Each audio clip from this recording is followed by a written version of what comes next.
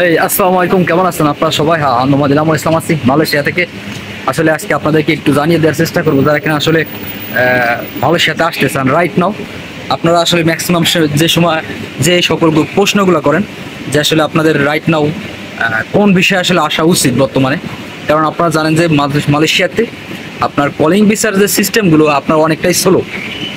ই visa যদি বর্তমানে আপনার হয়, দেখা যাবে যে 100টা কলিংয়ের জন্য আবেদন করেছে, তার মিনিমাম 10টা থেকে 20টা এরকম কলিং অথবা বেরোইছে অথবা ই ভিসা বেরোইছে। মানে একবারে অবস্থা নাজেহালের মতো আর কি। সো এই মুহূর্তে আসলে আপনাদেরকে আমি একটু জানিয়ে দেওয়ার চেষ্টা করব যে আসলে আপনারা বর্তমানে আসলে যে বিষয়গুলো আসলে পারে আপনাদের একটু সহজ হবে যে বিষয়গুলো। প্রথমত আপনারা যারা কিনা আসলে মালয়েশিয়াতে আসতে চান রাইট নাও, যারা কিনা আসতে চান, আমি মনে করি আমার কিছু সাজেশন অনুযায়ী আপনাদেরকে একটু বলে দেওয়ার চেষ্টা করব যে বর্তমান সিচুয়েশনে আপনি যদি সাপ্লাই কোম্পানিতে আসেন তাহলে কাজ কাম আসলে না পাওয়ার সম্ভাবনাই বেশি। 2-3 মাস আপনাকে বসে থাকতে হবে, তারপরে কিন্তু কাজ কাম পাবেন। এটা হচ্ছে সাপ্লাই কোম্পানির সিস্টেম অনুযায়ী।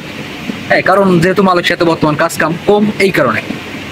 আর মেন কোম্পানি কথাটা আলাদা, সেটা আপনার মেন কোম্পানিতে তারা লোকজন আনবে, আনার সাথে কাজ দিয়ে দেবে। মেন কোম্পানির সিস্টেম হলো এরকম, আনবে, কাজ দিয়ে দেবে, ব্যাস কোম্পানির কাজ। এখন হলো কথা হলো যারা কিনা আসতে চান বর্তমান রাইট নাও মালয়েশিয়াতে পাসপোর্ট জমা দেবেন ভাবতেছেন, আমি আপনাদেরকে বলবো যে দুইটা ভিসার জন্য আপনাদেরকে আমি সাজেস্ট করব।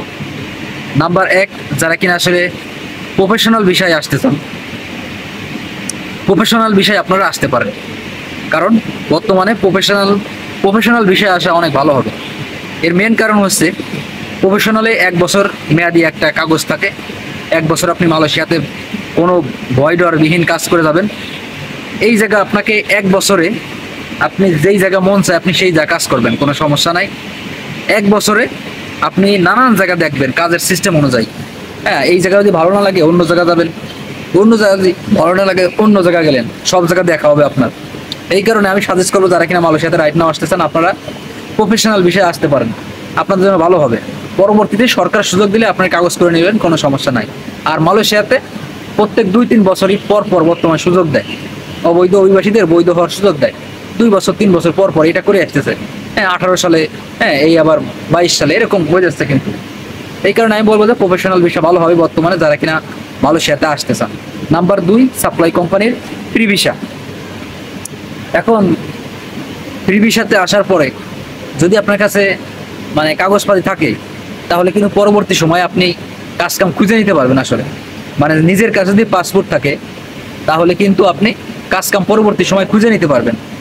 বর্তমানে কাজকাম কম, তাতে কি পরবর্তী সময় খুঁজে নেবেন। পরবর্তী সময় যখন আপনার কাজকাম বাড়বে অথবা লোকজনের চাহিদা বাড়বে তখন খুঁজে নেবেন। ব্যাপারটা আসলে এরকম।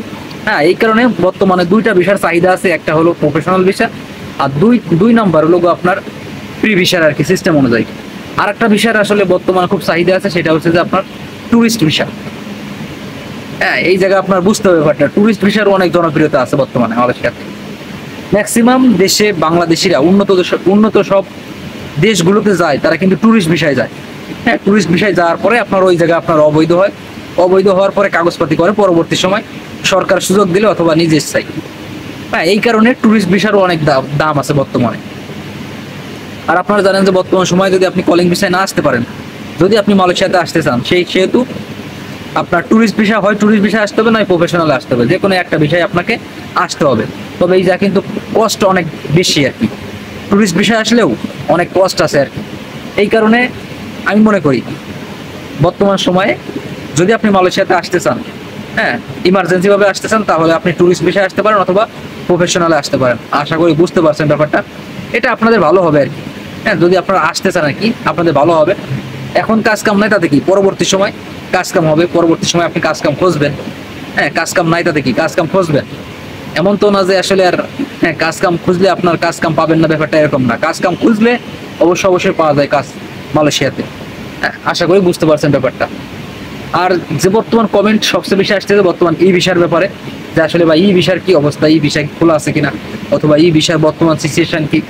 আসলে বর্তমানে ভাই ই ভিসার যে যত সকল কার্যক্রম ছিল মালয়েশিয়া থেকে, তাদের কাজ কাম প্রায় একদমই স্লো আকার করে রাখছে, একদমই স্লো আকারে। মানে কাজ কাম হচ্ছে না। যদি 100টা ই ভিসা জমা পড়ে তার 10টা ই ভিসা অ্যাপ্রুভাল হচ্ছে অথবা হওয়ার সম্ভাবনাই কম এরকম। আর প্রপারলি কাজ কাম মানে ফুলদমের কাজ কাম একদম বন্ধ রয়েছে, মানে 100% যে গতির কাজ মানে ফুল স্পিরিটের কাজ কিন্তু বন্ধ রয়েছে। এই কারণে পরবর্তী সময় যখনই কিনা ঘোষণা আসে যে আসলে ই ভিসার কার্যক্রম প্রপারলি শুরু হবে, তখন কিন্তু আমি জানিয়ে দেওয়ার চেষ্টা করব। আর বাংলাদেশের এজেন্সিগুলো, রিক্রুটিং এজেন্সিগুলো তারা কিন্তু আসলে আবেদন করতেছে, হ্যাঁ সরকারের কাছে আসলে আবেদন করতেছে যে তারা যেন ই ভিসার প্রসেসটা তাড়াতাড়ি খুলে দেয়, এবং যে লম্বা আকার অথবা স্পিড যেটা গতি সম্পন্ন যে ই ভিসার কার্যক্রম সেটা যেন খুলে দেয়। এটা আর কি বাংলাদেশের মালিক কর্তৃপক্ষ এজেন্সিগুলো আর কি বলতেছে। এখন কতটুকু হতে পারে এটা আসলে জানা নাই, তবে মালয়েশিয়া থেকে যদি কোনো ঘোষণা আসে অবশ্যই আমি আপনাদের মাঝে জানিয়ে দেওয়ার চেষ্টা করব। আশা করি বুঝতে পারছেন ব্যাপারটা।